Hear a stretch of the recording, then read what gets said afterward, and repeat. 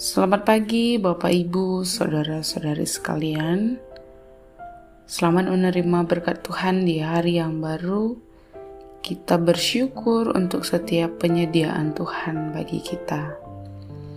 Pagi ini kita disapa oleh firman Tuhan yang diambil dari kitab 1 Korintus 1 ayat yang ke-10.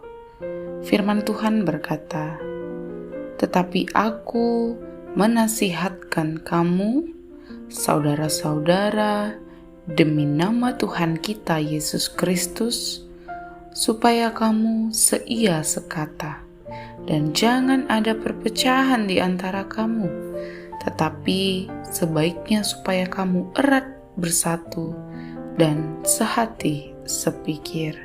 Sedemikian jauh pembacaan firman Tuhan.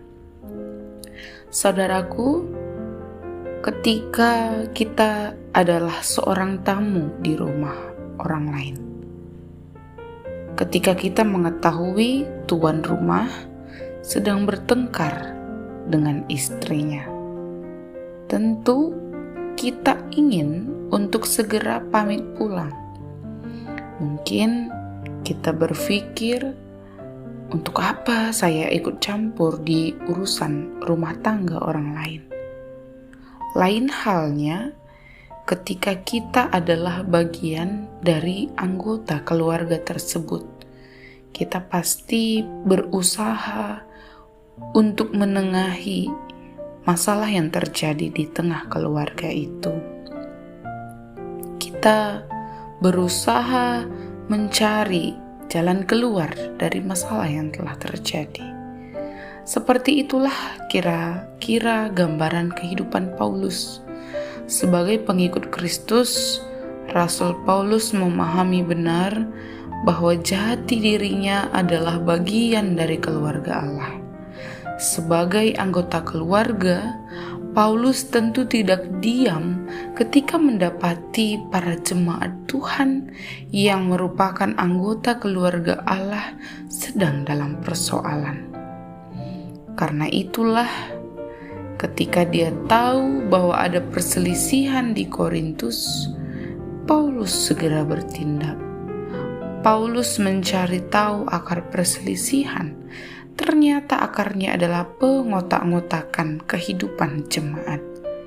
Paulus memberi nasihat supaya mereka tetap hidup seia sekata, jangan terpecah belah, walaupun ada perbedaan di antara mereka. Firman Tuhan ini juga sampai kepada kita sebagai keluarga kerajaan Allah. Tidak boleh ada sebuah pengkotak-kotakan di kehidupan kita sebagai anak-anak Tuhan. Tidak ada golongan kaya, golongan miskin. Tidak ada golongan terkenal atau tidak terkenal. Tidak ada golongan penting atau tidak penting. Semua kita sama di hadapan Tuhan. Setiap orang yang acuh ketika melihat kehidupan saudara seimannya melenceng dari firman Tuhan, karena mungkin kita masih menganggap diri kita hanya tamu dalam kerajaan surga. Tapi ketika kita sudah tahu bahwa kita adalah anggota keluarga Allah, maka kita harus berusaha membawa damai ketika ada sebuah perselisihan. Bahkan kita berusaha menciptakan damai di tengah situasi yang tidak damai sekalipun.